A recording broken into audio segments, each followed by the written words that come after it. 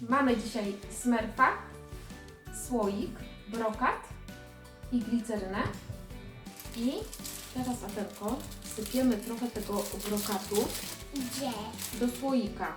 Dobrze? Dobrze. Trochę. Trochę, nie jest za dużo.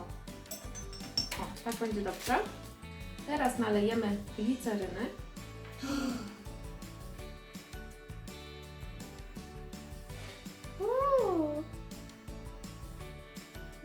I patrz, co się dzieje. Mhm.